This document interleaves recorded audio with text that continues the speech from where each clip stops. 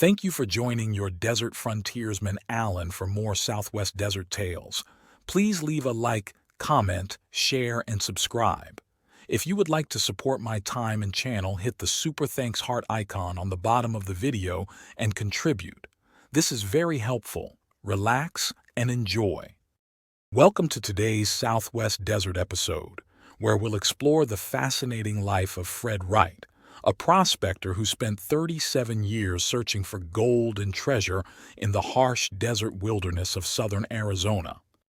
The Highway of the Devil, or Camino del Diablo in southern Arizona, is a place steeped in legend and mystery.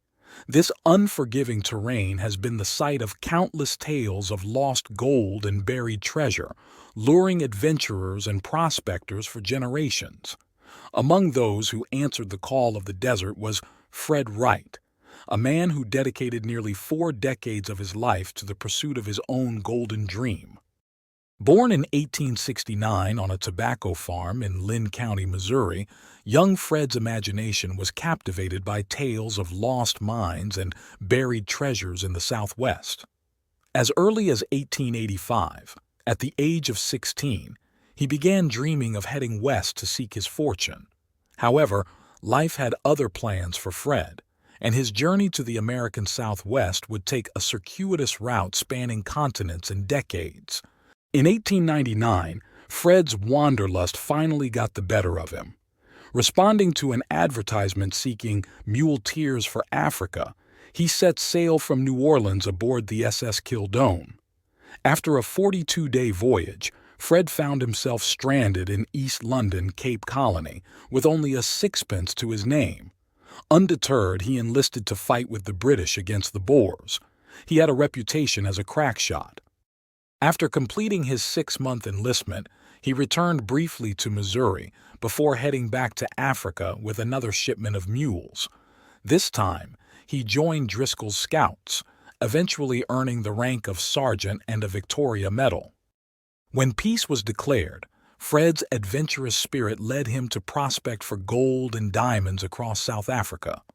One particularly memorable expedition took him as far north as the Zambezi River and Victoria Falls, traveling by ox cart through some of the most remote and challenging terrains on the continent. The allure of new gold fields drew Fred to New South Wales, Australia in 1903. However, luck wasn't on his side, and his stay there was brief. Early in 1904, Fred arrived in San Francisco, marking the beginning of his return to North American soil. He quickly moved on to Reno, Nevada, using it as a jumping-off point for a prospecting journey that would take him through Colorado, Montana, and other western states. As the first decade of the 20th century drew to a close, news of gold strikes in Arizona rekindled Fred's prospecting fever. On December 1, 1911, Fred Wright finally set foot on Arizona soil, crossing the bridge at Yuma. This moment marked the beginning of what would become a 35-year odyssey through some of the most challenging and mysterious landscapes of the American Southwest. After a brief stop in Phoenix and a short reunion with his family in Missouri, Fred dove headfirst into his Arizona adventures. He started by doing assessment work at Black Butte, west of the Hassayampa River, before acquiring a burro and heading east to Picket Post Mountain near Superior, Arizona. It was here that he met a colorful character known as Yellow Dog Griffith, who shared tales of lost Spanish mines and treasures scattered throughout the region. Inspired by Yellow Dog's stories, Fred pointed his burro towards Sonoita, a tiny Sonoran settlement just south of the border. This little green valley with its white houses nestled alongside a sparkling stream would serve as his headquarters on and off for the next 35 years. From this base, Fred launched countless expeditions into the remote oases of the Sonoran Desert, always searching for adventure and hoping to turn his golden dreams into reality. Using the tail of his trusty burro as a compass, he trekked through the desert, stopping at places with exotic names like Zumbador, Sony, Chiuyabi, and Cuitavac. Along the way, he formed friendships with Papago Native Americans and local Mexicans, immersing himself in the rich culture and lore of the borderlands. One of the most intriguing leads Fred pursued was the legend of the buried treasure of San Marcelo, a mission founded in 1699 for the Papago Native Americans by Father Kino. Despite local superstitions about the Padre's ghost haunting the ruins, Fred couldn't resist the allure of potential treasure. He admitted to doing some digging on the quiet, but his efforts yielded only a crumbled cow horn and dashed hopes. Throughout his years in the borderlands, Fred frequently traveled the infamous Camino del Diablo, or the Devil's Highway. This 100-mile stretch of waterless trail between Sonoita and Yuma had claimed countless lives over the years, earning it a sinister reputation. Fred would often come across bleached skeletons lying in the drifting sand, grim reminders of the trail's deadly nature. Despite its dangers, the Camino del Diablo became Fred's main route through the desert. He spoke of the many legends that had sprung up around the trail, adding to its mystique and allure for treasure hunters and adventurers. In 1913, Fred's wanderings took him to Quitovaquita, where he became intrigued by rumors surrounding the nearby ghost town of Santo Domingo. Founded in the 1870s by Cipriano Ortega as an agricultural paradise, the settlement's fortunes changed when colonists began finding hand-stacked gold ore scattered throughout their fields. Fred described the specimens he saw as unlike anything he had encountered in his nearly 50 years of prospecting. The gold appeared in a sandwich form, with a thin layer of gold spread between two slices of country rock. Despite numerous attempts by Fred and others to locate the source of this unusual gold, its origin remained a mystery. During his time in Quitovaquita, Fred formed a lasting friendship with Manuel G. Levy, a trading post operator whose knowledge of local history proved invaluable to Fred's treasure hunting pursuits. Levy would often provide Fred with a grub stake, sending him off into the desert before sunrise in search of lost mines and buried treasures. One such expedition took Fred to the extreme western edge of the Camino del Diablo in search of the remains of 2 lost wagon trains. Another time, Levy sent Fred to Las Playas to investigate the site of a Native American massacre where old Mexican coins and trinkets had been discovered. Though these searches often yielded little more than graves and skeletons, the thrill of the hunt kept Fred going. Fred's adventures often brought him face to face with the dangers of the desert. One particularly harrowing experience occurred when he nearly died of thirst after getting lost in the shifting sands of the Medanos while searching for a legendary lost mission bell.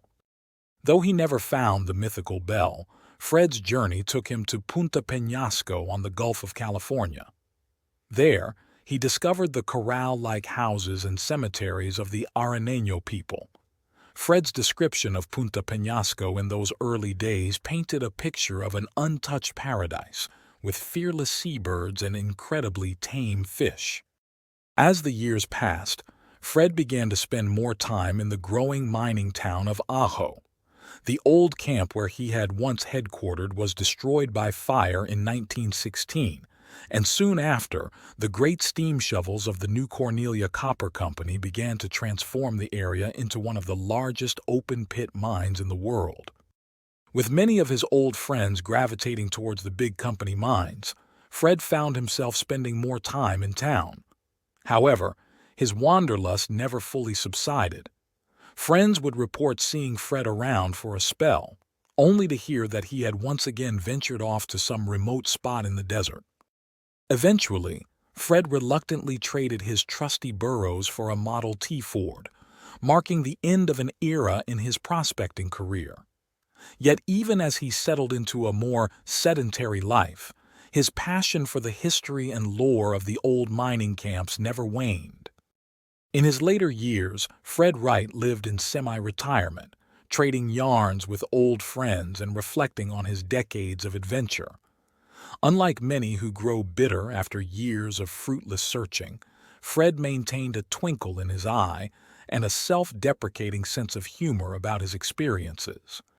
Though Lady Luck never smiled upon him in terms of material wealth, Fred considered himself rich in memories and experiences. His true treasures were the recollections of adventures and the genuine companionship he had encountered during his 35 years of desert wandering. Fred Wright's story is a testament to the enduring allure of the American West and the indomitable spirit of those who ventured into its harshest landscapes in search of fortune and adventure. Though he never found the mother lode he sought, Fred's life was rich with experiences that many would envy. His journey took him across continents and through some of the most challenging terrains on Earth.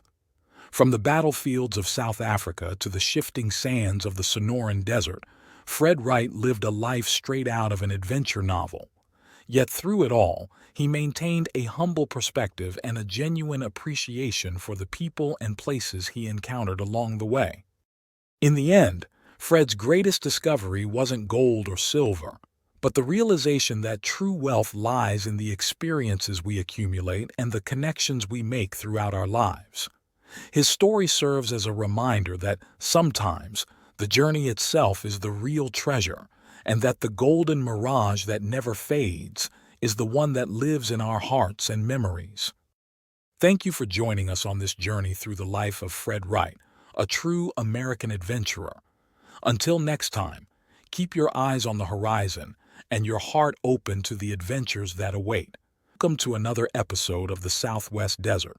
Today, we're diving into the fascinating history of Goldfield, Nevada, once known as the Queen of the Camps. This is a tale of sudden wealth, audacious theft, and the boom and bust cycle that defined so many mining towns in the early 20th century. Our story begins in the fall of 1903, about 20 miles south of the newly established camp of Tonopah, Nevada. Picture a lone tent pitched at the base of Columbia Mountain, battered by howling winds and swirling sand. This was the humble beginning of what would soon become one of the richest gold mining towns in American history. The tent belonged to Harry C. Stimler, a 22-year-old prospector of half-Cherokee descent. Stimler had missed his chance to strike it rich in nearby Tonopah, discovered just 3 years earlier. Drowning in debt and armed with only a grub stake from Tonopah's founder, Jim Butler, and another investor named Kendall, Stimler was down to his last shot at fortune. As fate would have it, the fierce windstorm that nearly blew away Stimler's tent also revealed his ticket to riches. When the dust settled and the sun rose on that autumn morning, Stimler found himself camped almost directly on top of a rich ore deposit. In a nod to the tempestuous weather that led to his discovery, he named his first claim Sandstorm. Shortly after, he staked a second claim called January. These two claims would become the foundation of Goldfield, a name that would soon be on the lips of fortune seekers across the nation. News of Stimler's discovery spread like wildfire. Hard rock miners from Idaho, Montana, Arizona, Colorado, and Utah began pouring into the area.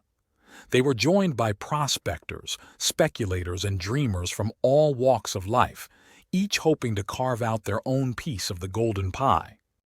On October 20th, 1903, a group of 17 men gathered on the main street of the fledgling camp. Perched atop a pile of lumber, they discussed the organization of a proper mining district. Among them were characters with colorful names like Doc O'Toole, Johnny Jones, and Doc White Wolf. But it was the youngest of the group, Claude M. Smith, who would play a pivotal role in the town's founding.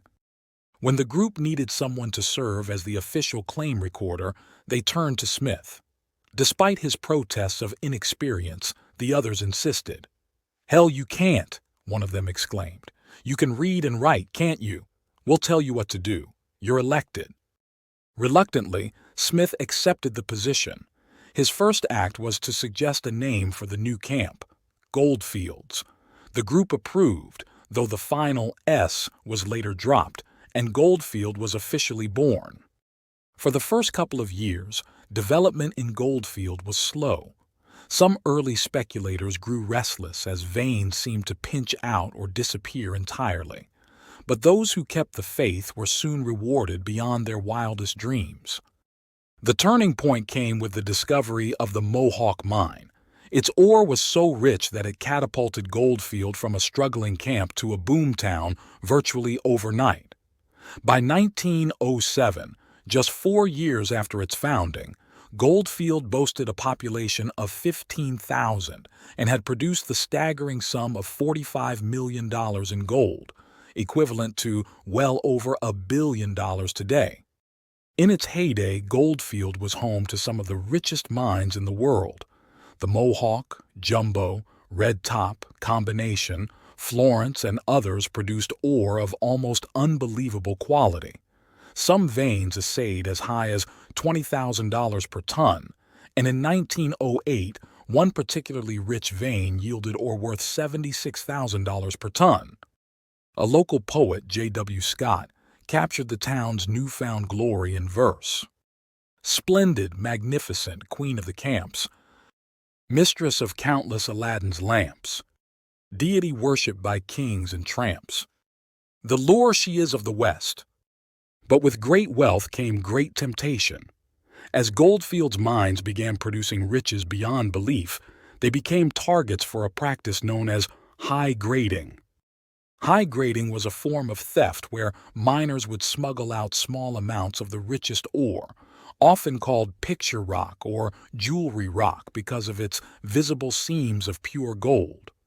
What started as opportunistic pilfering soon grew into an organized, large-scale operation that would cost mine owners millions. Miners working for $4 or $5 a day would sometimes leave their shifts with as much as $50 worth of rich ore concealed in specially designed pockets in their clothing. Over time, it's estimated that millions of dollars worth of gold was stolen in this manner. At first, the mine owners and lessees paid little attention to high grading. They were too busy skimming the richest deposits themselves, often bypassing lower-grade ore in favor of the most profitable veins. But as the practice grew more widespread and brazen, they could no longer ignore its impact on their bottom line. By 1907, the mine owners had had enough. They began implementing measures to crack down on the thieves in their midst. One of their first moves was to install changing rooms where miners were required to change clothes as they entered and left the mines. This innovation was met with fierce resistance from the miners. It interfered with their lucrative side business of smuggling out rich ore. The Western Federation of Miners, the powerful union representing the workers, protested vehemently against these new security measures. The Mine Owners Association didn't mince words in their assessment of the situation. In a statement issued on December 9, 1907, they accused the union of encouraging, protecting, and assisting its members in stealing ore from the mines. They claimed that in just 6 months, over $1 million worth of ore had been stolen from the Mohawk mine alone. As tensions escalated, law enforcement began cracking down on high graders and their accomplices. Raids were conducted both in the mines and on the premises of assayers suspected of processing stolen ore. One of the most dramatic incidents occurred on December 10, 1907, when 5 miners were arrested at gunpoint on the 300-foot level of the Rogers Syndicate lease. 3 of the men were caught red-handed with 100 pounds of choice specimens valued at $20 a pound, a small fortune at the time. But the miners weren't the only ones profiting from high grading. Many assayers in Goldfield were complicit in the scheme, providing a crucial service by processing and selling the stolen ore. It was estimated that at least 90% of the assaying firms in Goldfield were dealing illicitly in high-grade ore. Law enforcement began targeting these operations as well. On December 17, 1907, a raid was conducted on an assayer's premises at 618 Fifth Avenue North. The setup was elaborate, with electric bell systems to warn of approaching strangers and a peephole in the door. The assayer was allegedly caught in the act of reducing stolen ore. Another assayer, George Richardson, was arrested for receiving stolen ore. He was said to have been caught previously in Pueblo, Colorado, with $16,000 worth of specimens from Goldfield's Mohawk mine in his possession. Despite the efforts to curb high grading, the practice continued to drain wealth from Goldfield's mines. This, combined with the depletion of the richest ore deposits and labor unrest, led to a gradual decline in the town's fortunes. The involvement of radical labor organizers like Big Bill Haywood of the Industrial Workers of the World, also known as the Wobblies, further complicated matters. Haywood moved into Goldfield to direct strike tactics and keep the miners in a constant state of agitation. As production declined and costs rose, many of the mines became unprofitable. The boom that had seemed endless just a few years earlier began to sputter and fade. Today, Goldfield stands as a shadow of its former self. It dreams in the shadow of Columbia Mountain, much as it did when Harry Stimler first pitched his tent there over a century ago. The story of Goldfield is more than just a tale of a mining boomtown. It's a microcosm of the American West at the turn of the 20th century, a place where fortunes could be made or lost overnight, where law and order were often tenuous concepts, and where the promise of untold riches drew people from all walks of life. It's a reminder of the impermanence of wealth and the enduring allure of gold. From the initial discovery by Harry Stimler to the height of the boom and the gradual decline, Goldfield's history is filled with colorful characters, audacious schemes, and the timeless struggle between labor and capital. As we look back on Goldfield's heyday, we're left to wonder what other riches might still lie buried beneath the Nevada desert, and will Goldfield ever reclaim its crown as the queen of the camps? Only time will tell, but one thing is certain: the legacy of Goldfield, with all its glitter and grit, will continue to captivate us for generations to come. This has been another episode of the Southwest Desert. Thank you for listening, and join us next time as we uncover more hidden gems from America's Gold Rush era. Welcome to Southwest Desert, the channel that uncovers hidden gems from the American Southwest.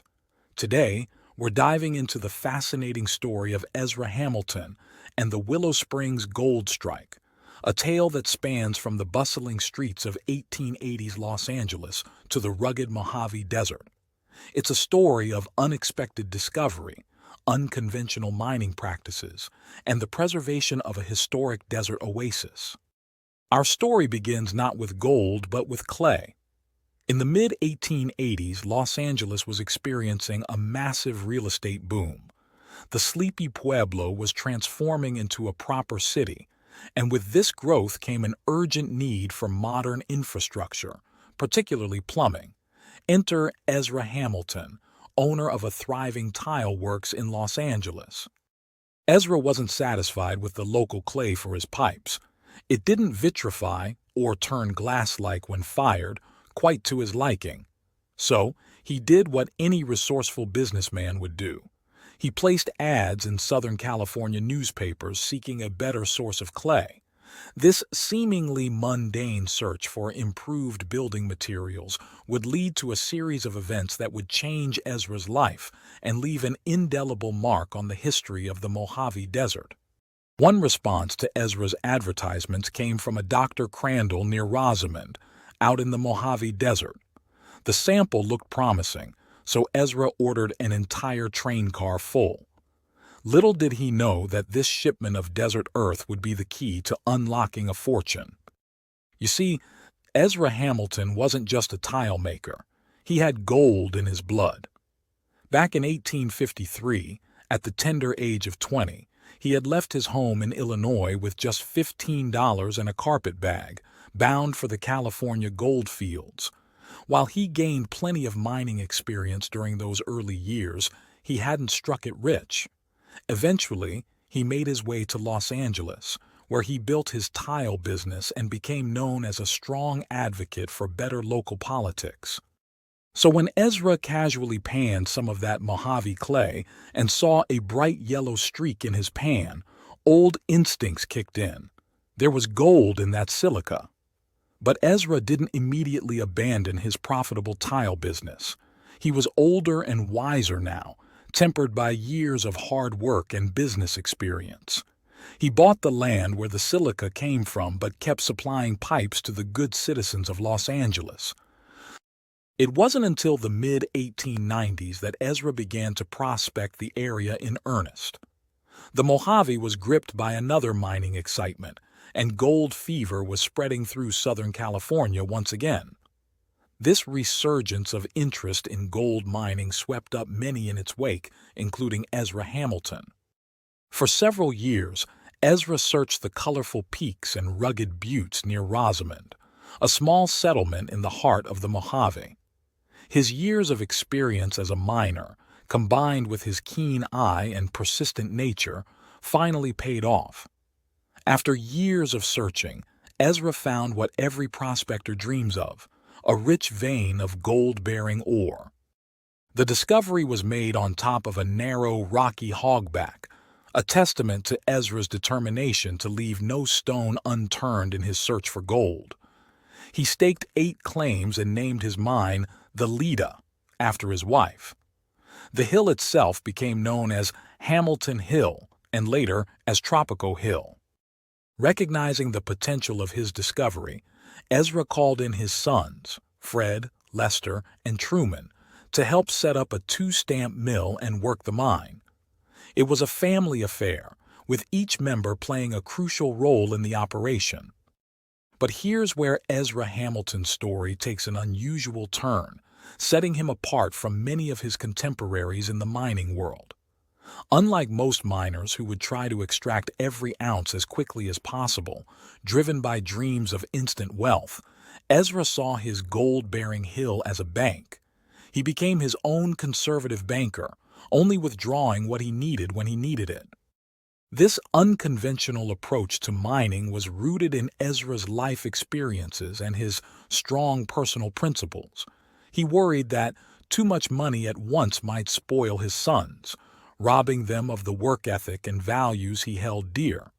Moreover, he saw rapid, all-out extraction as a wasteful way to mine, potentially leaving valuable resources inaccessible for future generations. As a result, the mill at the Leda mine only ran about 4 months out of the year, just long enough to provide a good living for the family and fund their desert enterprises. During the rest of the year, the gold remained safely tucked away in the earth, a natural vault that Ezra could tap into as needed. This measured approach to mining led to some interesting situations, as Ezra's son Fred later recounted. In 1904, Fred and his brother Truman wanted to attend the St. Louis World's Fair, a grand exposition showcasing the latest in technology, arts, and culture from around the world. They approached their father, asking if they could mine some ore to fund the trip. Ezra pondered the request, mentally calculating the potential yield. Based on the ore they'd been running, he figured 5 tons would bring in around $500, a tidy sum for a grand adventure. "Yes," he told his sons, "take out 5 tons, mill it, and see the fair." But as often happens in mining, luck intervened. The brothers hit an exceptionally rich vein, and those 5 tons yielded a whopping $5,000, 10 times what their father had anticipated. It was a small fortune in those days, enough to buy a decent house or start a business. Ezra was a man of his word, though, and let the boys keep it all. But true to his nature, he waited anxiously to see what they'd do with such a windfall. To Ezra's relief and pride, the young men proved true to their upbringing. They decided $5,000 was too much to spend on a single trip, no matter how grand. Before setting off for St. Louis, they deposited $2,000 in the bank, ensuring they'd have a nest egg for the future. Now, let's shift our focus to another piece of California history that Ezra Hamilton's gold helped preserve: Willow Springs. With proceeds from the Leda mine, Ezra purchased the land around this famous old stage station.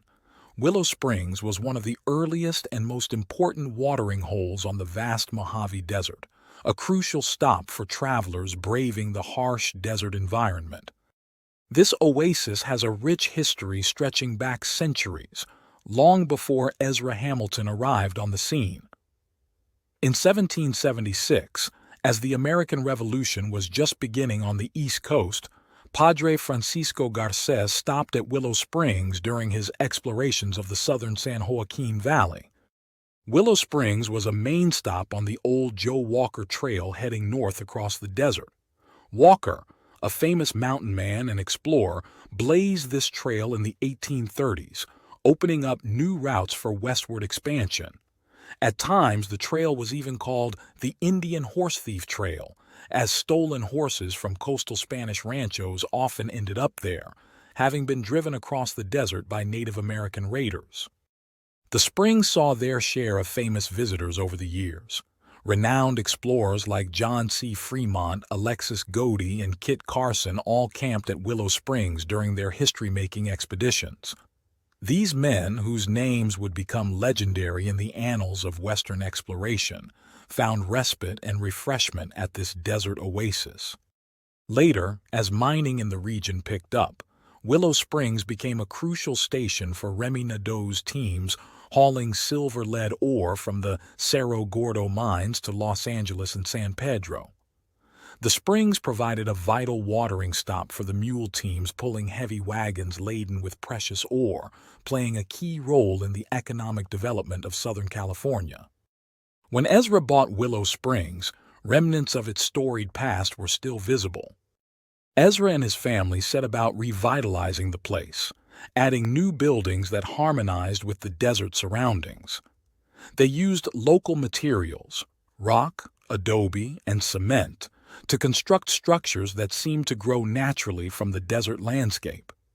It was a labor of love, transforming the historic site into a thriving desert community while still honoring its rich past. Travelers of the day were often delighted when they rounded a bend in the dusty road to find an oasis of green trees clustered around the springs, with attractive buildings and well-kept yards. After miles of barren desert, it must have seemed like a mirage come to life. The Hamiltons even built an entertainment hall complete with a stage and hand-painted scenery.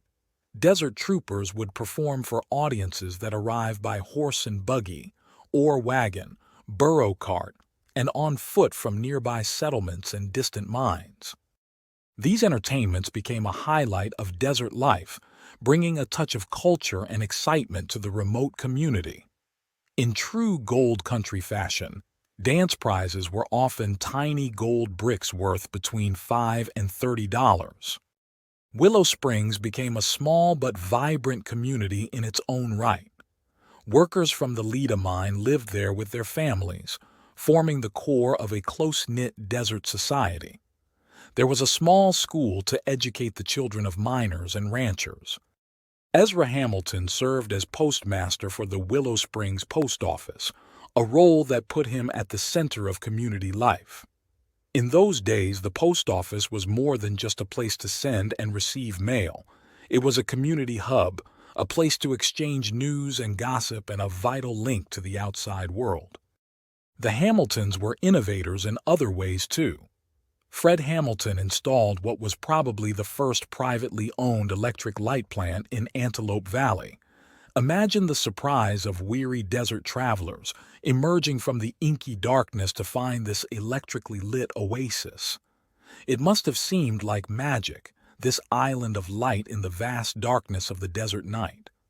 They also had an ice plant and cold storage room, luxuries that were almost unthinkable in the harsh Mojave climate. But the influence of the Leda mine and the Hamilton family stretched beyond Willow Springs. In 1905, Ezra used gold from the mine to build the Hamilton Hotel in nearby Rosamond. It was an imposing landmark for its time, a symbol of the prosperity that mining had brought to the region. The Hamilton Hotel had a unique feature that spoke to its gold mining heritage. Rich specimens of gold-bearing quartz were placed in the keystones of the front arch, a glittering reminder of the source of the wealth that had built it. As we reflect on the legacy of Ezra Hamilton and his desert gold, it's worth considering the impact of his unconventional approach to mining. Fred Hamilton estimated that his once-called Hamilton Hill produced nearly $3.5 million for its various owners over the years. That's a fortune that might never have been unearthed if a busy Los Angeles tile maker hadn't been searching for better clay for his pipes. But perhaps more importantly, Ezra's measured approach to extraction meant that the wealth from the Leda mine was spread out over many years, providing sustained support for the local community rather than a brief boom followed by bust. His vision extended beyond mere profit, encompassing the development and preservation of Willow Springs and the surrounding area. And so we close another chapter of Southwest Desert. Until next time, keep your eyes open and your pan ready. You never know where you might strike gold or what unexpected treasures you might uncover in the vast and surprising landscape of the American West. Happy trails! Welcome to the Southwest Desert Channel, where we bring you stories of the rugged individuals who shaped the Southwest frontier. Today, we're diving into the life of Frank Coffey, one of the last great prospectors of the Southern California desert. Get ready for a tale of adventure, perseverance, and endless storytelling. It's the early 1900s, and the vast deserts of Southern California are still largely unexplored. Amidst the harsh landscape of sand and rock, a lone figure trudges along, leading a small group of burros. This is Frank Coffey, a man who would become known as the Mayor of Dos Palmas and one of the desert's most colorful characters. Frank Coffey wasn't your typical prospector. A graduate mining engineer, he had a formal education that set him apart from many of his peers. But it wasn't his technical knowledge that made him a legend in these parts. No, it was his unparalleled ability to spin a yarn that would keep listeners captivated for hours on end. Imagine sitting around a campfire under the star-filled desert sky, the flames flickering as Frank Coffey's rich voice weaves a tale that seems to have no end. That was the experience many had when they encountered this self-proclaimed man of few words. Frank's story began in the 1880s when he first started prospecting in the Colorado and Mojave deserts. For decades, he roamed the harsh landscape, always in search of that elusive big strike. But unlike many prospectors who were driven by dreams of wealth, Frank seemed content with the journey itself. In 1906, Frank's engineering background came in handy when he worked with the Southern Pacific Railroad. At the time, they were racing against nature, trying to keep their tracks above the rising waters of the Salton Sea. This flood, caused by a breach in the Colorado River, was threatening to swallow up miles of vital railway. Frank's expertise helped the railroad stay one step ahead of the encroaching water. But it was in the rugged canyons of the Chocolate and Chuckawalla Mountains where Frank truly felt at home. With his trusted burros by his side, he explored every nook and cranny of this unforgiving terrain. These animals weren't just beasts of burden to Frank. They were his companions, his confidants, and often his only audience. Frank's love for his burros was legendary. He treated them more like family than livestock. In fact, one of his closest friends was another prospector named Gus Lederer, known as the Mayor of Corn Springs. These two desert rats had a unique tradition. Once a year, they would visit each other, but not alone. No, they brought their entire herds of burros along for the journey. It was a sight to behold. Two weathered prospectors leading a parade of donkeys across the desert landscape. Now, let's talk about Frank's culinary skills, or lack thereof. His signature dish was something he proudly called Coffey's Leatheries. These were flapjacks so dense and chewy that only a burro could truly appreciate them. Every Sunday morning, Frank would whip up a batch big enough to last the week, sharing them with his four-legged friends. It was a testament to the hardiness of desert life that anyone, man or beast, could survive on such fare. But Frank's generosity didn't stop at feeding his burros. He was known for his hospitality, always ready to share a meal with travelers, even if that meal was of questionable quality. His coffee was infamous, brewed from the salty, alkaline water of Dos Palmas spring and often made with grounds that had been reused for days. And don't get us started on his beans, seasoned with so much chili they lit fire to the stomach. Frank's cabin at Dos Palmas was a sight to behold. His unique approach to housekeeping involved layering newspapers on his table, adding a fresh one each week until the stack was thick enough to serve as impromptu placemats. Dishes, well, those were simply tossed into a tub of warm spring water to soak, sometimes for weeks on end. But what Frank lacked in culinary and cleaning skills, he more than made up for with his storytelling. People would travel for miles just to hear him spin a tale. One listener reported that Frank once started a story at 10 in the morning and continued, almost without interruption, until midnight. And even then, he wasn't finished. He picked up right where he left off at daybreak the next morning. Frank's stories were as vast and winding as the desert canyons he explored. They could meander for hours, taking unexpected turns and detours, much like his prospecting expeditions. And just when you thought you'd reached the end, Frank would find a new vein to follow, leading his captive audience deeper into the tale. But life wasn't always easy for Frank. Despite his years of prospecting, he never struck it rich. He lived on the edge of poverty, often relying on the kindness of strangers or the occasional grub stake from an unsuspecting tenderfoot. But even in lean times, Frank's spirit remained unbroken. He had a knack for turning his misfortunes into entertaining anecdotes, ensuring that he rarely went hungry as long as there were new ears to hear his stories. One of Frank's clever schemes involved inviting newcomers to see his famous needle, a spectacular clay and conglomerate formation in a nearby canyon. He'd time these expeditions to span the lunch hour, ensuring a free meal and often some leftover supplies. It was a testament to Frank's charm that his victims rarely minded being taken advantage of in this way. The price of a meal seemed small in exchange for the entertainment Frank provided. Frank's presence in the desert wasn't just about survival or the search for gold. He had a deep appreciation for the harsh beauty of his surroundings and a sense of responsibility to his fellow desert travelers. Along his regular routes, he'd leave handwritten signs inviting strangers to share a meal or make use of his campsites. These messages, written in his surprisingly elegant handwriting, were like breadcrumbs of hospitality scattered across the barren landscape. One touching example of Frank's hidden depths was his treatment of a small, unmarked grave near Dos Palmas Spring. The story goes that a family of travelers had lost their baby while camping at the spring. They buried the child in a shallow grave and moved on, leaving no marker. This didn't sit right with Frank. He traveled 50 miles to the Coxcomb Mountains, found a suitable piece of soapstone, and carried it back by burro. He then carved an inscription for "Poor Baby White" and placed it at the grave.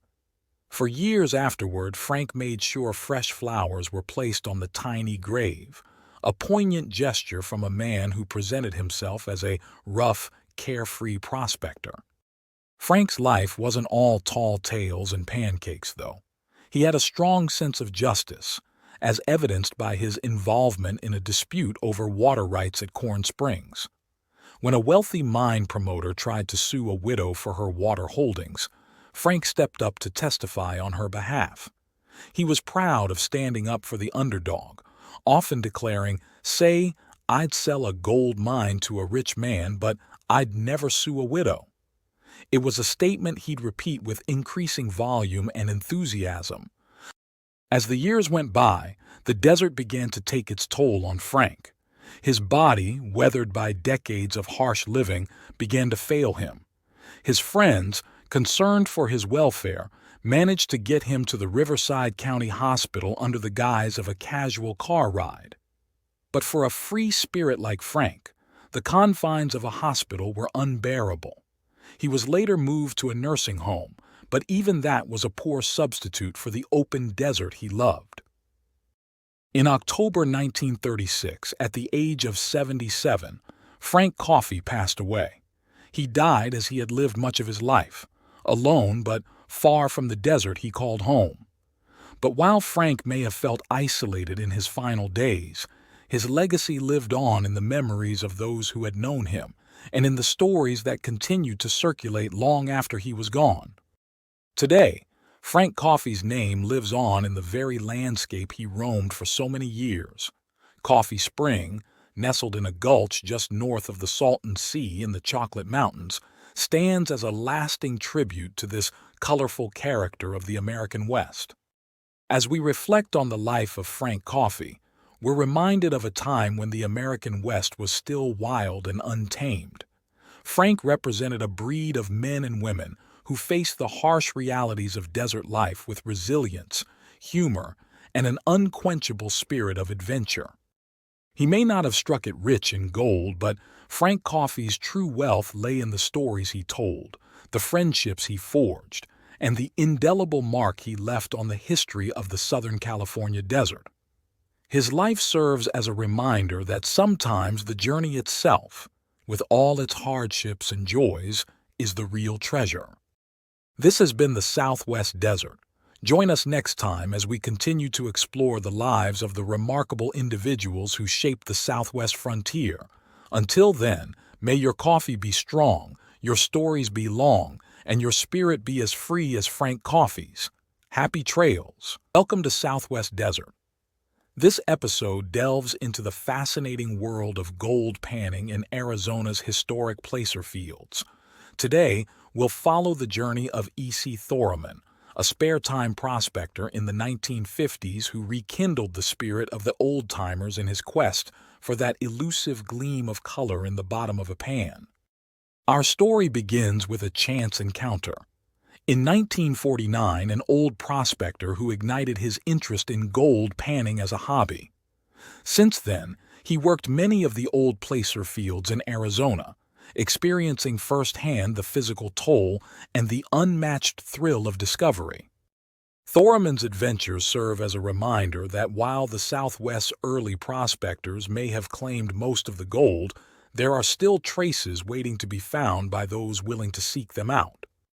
Thorman's first expedition took him to Big Bug Creek, about 15 miles northwest of Mayer, Arizona. Picture this: a group of college students, eager and inexperienced, scooping out potholes and cracks in the bedrock along the stream bank. Their reward? A trace of color in nearly every pan.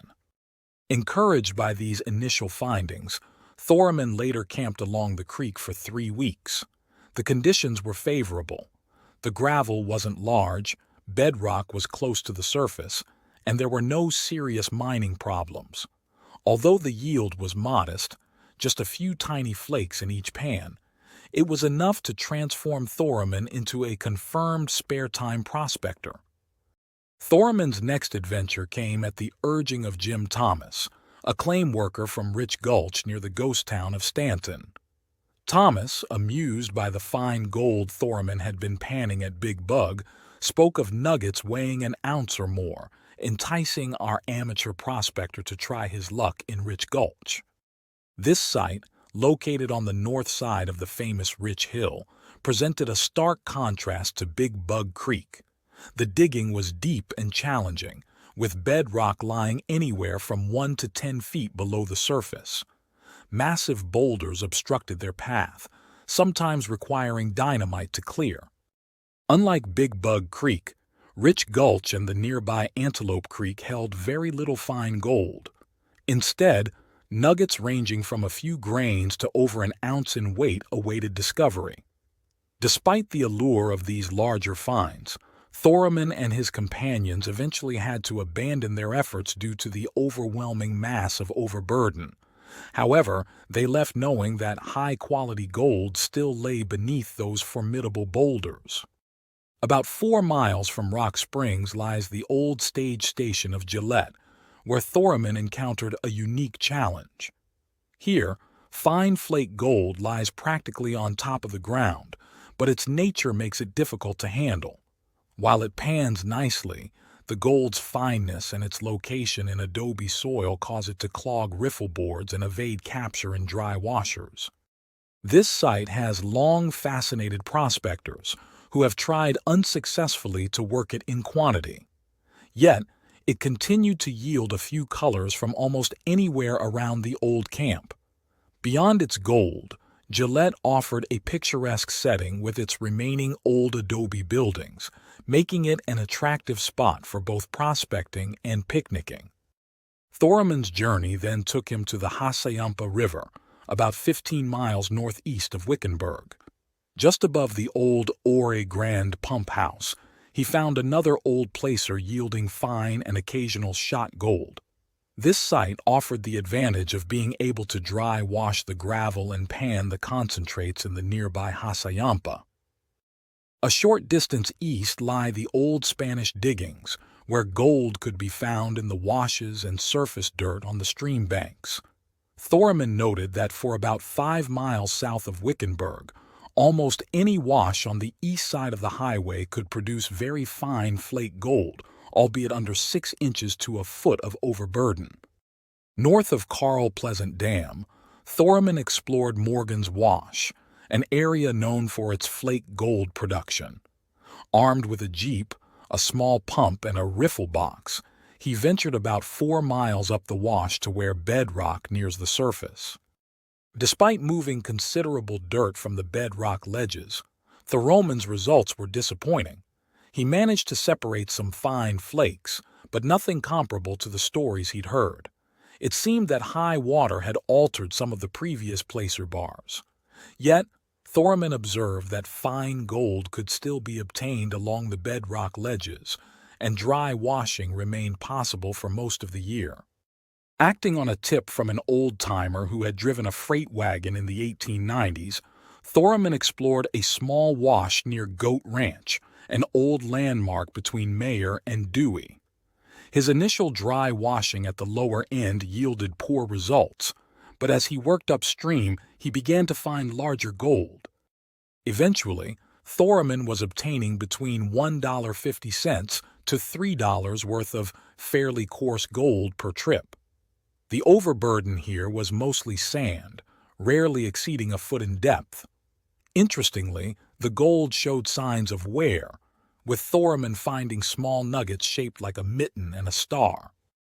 Despite the many legends surrounding the Superstition Mountain and Goldfield area, including the famous Lost Dutchman mine, Thorman's experiences were less than legendary. Several trips and numerous attempts at dry washing washes on the north side of Superstition Mountain yielded only meager results, extremely fine gold and just a few specks in each pan of concentrates. Thorman's experiences in the Yuma area also failed to live up to expectations.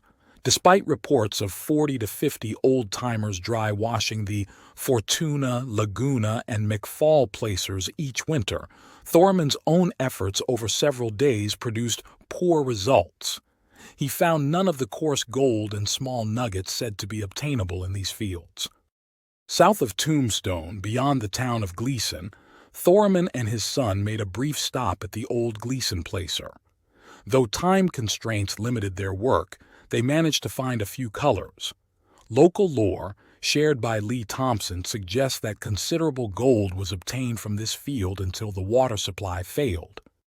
Around the town of Bumblebee, below the junction of Bumblebee and Black Canyon Creeks, Thorman explored several old bench placers. While these still produced colors when panned, the yields were not very profitable. However, the scenic setting provided a lovely backdrop for his prospecting efforts. One of the most picturesque spots in Thorman's gold panning journey lay beyond the dam of the old Senator Mine, about 15 miles south of Prescott.